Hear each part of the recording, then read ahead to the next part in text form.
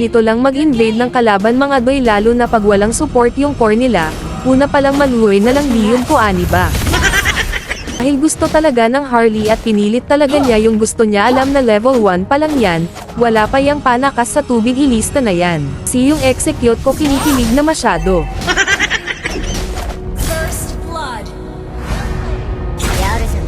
Abangan ko parent siya dito para madelay siya ng gusto, alam nyo naman siguro pag madelay na diba, tatay ka na pag mangyari yun mga doy. Dahil makalolo oy pag-bail kaya binigay ko na lang muna sa kanya.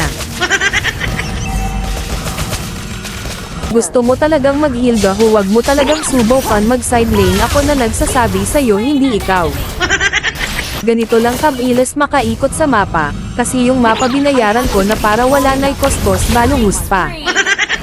Sabihan mo rin mga kasama mo na maging pusher sila para kikita sila, mahirap pag puro kill lang na sa manintawan ni Doy. Dahil tinuro sa akin ng mapa yung Harley kaya puntahan na yan, baka yung mapa magtampo pa. Dahil sa aking ginawa may sinabi yung Harley, ang masasabi ko lang Doy hindi yan totoo, yung mapa lang talaga may gawa niyan, kaya kung gusto nyo rin masabihan ng ganun kahit hindi totoo run ninyo yung mapa mga Doy. Ano na yan Doy, kay gipalibutan ka na namin, ibigay mo na lang yung gusto namin para hindi ka na maglisod pa.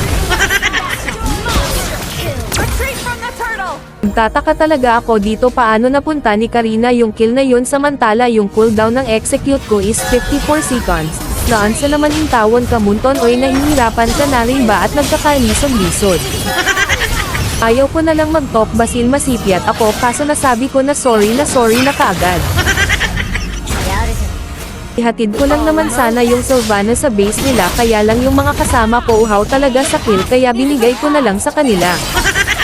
Pag uhaw sa kill yung mga kakampi mo, hayaan mo na lang at ibigay na lang sa kanila para malipay o ma-happy pod intawon sila, maliit na bagay ipagdadamot mo pa, bawal yung ganyan mga Doy. Hindi ko alam kung matawa ako dito kay Sylvana sa ginagawa niya, ang lakas ng trip mo, hindi ko gusto yan, bihira lang nakakasurvive sa ganyan trip Doy, ako na nagsasabi sa'yo. Lupag pa intawon nimo ang kabayo makalagpot Doy nga nung inggan mang kaana, yung kinain mo kanina huwag mo nang ulitin yun ha. Iba pala, tama nun, iwasan muna yun Doy, parang awa muna please lang.